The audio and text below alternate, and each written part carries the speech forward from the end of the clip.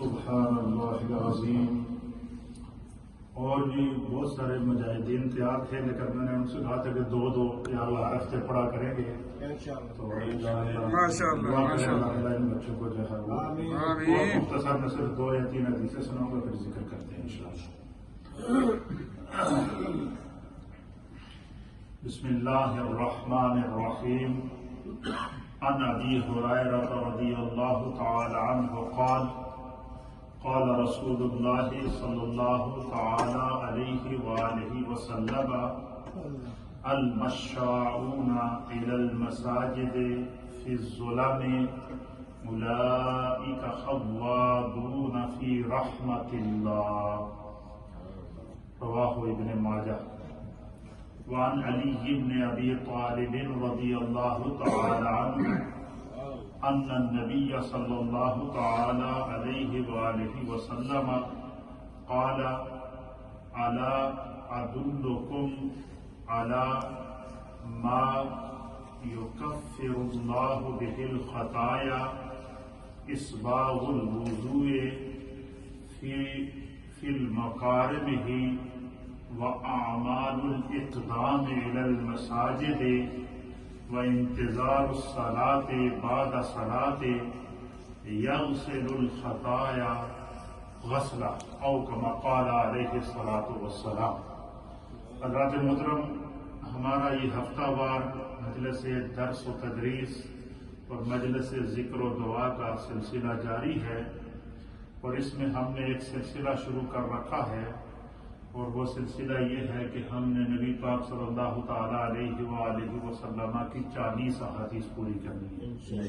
اور حضور علیہ الصلوۃ والسلام نے فرمایا کہ جس نے میری 40 احادیث کو یاد کیا یا 40 احادیث کو بیان کیا تو سرکار نے فرمایا کہ قیامت کے دن اس پر میری شفاعت واجب ہے.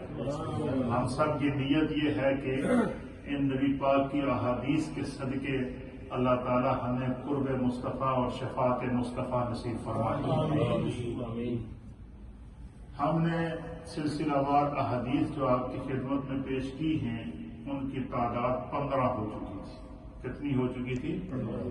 15 ہو چکی تھی. اور 40 حدیث کے تسلسل کی یہ حدیث نمبر ہے 16، اور اس کو امام ابن ماجہ نے روایت کیا ہے سنن ابن ماجہ کے اندر. اور اس حدیث کے جو راوی ہیں وہ حضرت سیدنا ابو ہریرہ رضی اللہ تعالیٰ عنہ.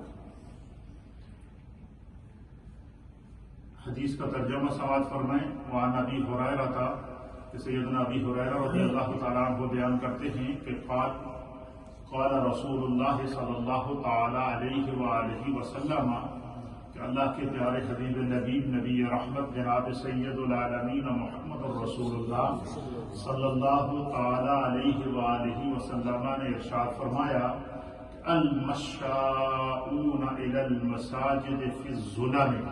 حضور علیہ السلام نے فرمایا کہ رات کے اندھیروں کے اندر، رات کے اندھیرے میں یا رات کی تاریکی میں جو لوگ اپنے گھر سے مسجد میں چل کر نماز کے لیے آتے ہیں. جو رات کی نمازیں ہوتی ہیں یہ 2 نمازیں کہلاتی ہیں. ایک تو عشاء کی نماز ہوتی ہے اور ایک فجر کی نماز ہوتی ہے.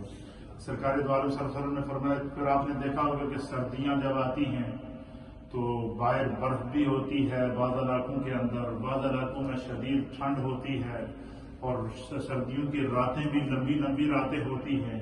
لیکن اس کے باوجود جو اللہ کے محبوب بندے ہوتے ہیں جنہیں اللہ تعالیٰ نے عبادت کی لذت نصیب کی ہوتی ہے، جنہیں سجدہ کی لذت مل جاتی ہے، جنہیں عبادت کا ذوق مل جاتا ہے، جنہیں نماز کی چاشنی نصیب ہو جاتی ہے، تو وہ پھر موسم کو نہیں دیکھتے، ٹھنڈک کو نہیں دیکھتے، رات کی تاریکی کو نہیں دیکھتے. ان کی یہ خواہش ہوتی ہے کہ ہم اپنے گھر سے چل کر آ کر مسجد میں نماز ادا کریں. بظاہر یہ شدت موسم اور تاریکی رات آج کل کے دور میں تو ہر اللہ تعالیٰ کا کرم ہے، زمانے کے ساتھ ساتھ اللہ نے جتنا زمانہ ترقی کر رہا ہے اتنا اللہ انسانوں کو نعمتیں دے رہا ہے. آج باہر نکلے تو کہیں اندھیرے کا تصور ہی نہیں ہے، جگہ جگہ اسٹریٹ لائٹس لگی ہوئی ہیں، کہیں آپ نکلیں تو کہیں تو سر پر نہیں، لیکن اس دور کے اندر دیکھیں لوگ نہ بجلی ہوتی تھی نہ کوئی ایسا لائٹ کا سسٹم ہوتا تھا، لیکن پھر بھی صحابہ اکرام رضوان اللہ تعالیٰ علیہم اجمعین دور دراز سے رات کی تاریکیوں میں پیدل سفر کر کے آتے تھے، اور خواہش یہ ہوتی تھی کہ ہم مسجد میں جماعت کے ساتھ نماز سرکار کی معیت میں پڑھتا چلے۔ تو اللہ کے حبیب علیہ السلام نے فرمایا کہ انسان کا یہ عمل اللہ کو اتنا محبوب ہے کہ جو بندہ رات کی تاریکی میں، اندھیرے کے اندر، سردیوں کی لمبی راتوں کے اندر، یا صبح کے وقت آپ دیکھیں کہ جب انسان بستر سے اٹھتا ہے تو ایک مثال مشہور ہے نا کہ میں تو چھڑتا پر میرا کمل میں نہیں چھڑتا، یہ مثال مشہور ہے یا نہیں کہ میں تو چھڑتا پر میرا کمل میں نہیں چھڑتا۔ رات کی سردیاں ہوں تو بستر گرم ہو، ہیٹنگ لگی ہوئی ہو، باہر برف باری ہو رہی ہو تو شیطان اوپر تھپکی دیتا ہے، ہو یہ گرم بستر نہ چھوڑ۔ لیکن جو صاحب تقویٰ لوگ ہوتے ہیں وہ نرم اور گرم بستر ان کے لیے نماز کے وقت میں کانٹا بن جاتا ہے، وہ ان کو بے چین کر دیتا ہے، وہ پھر حتیٰ کہ یہاں تک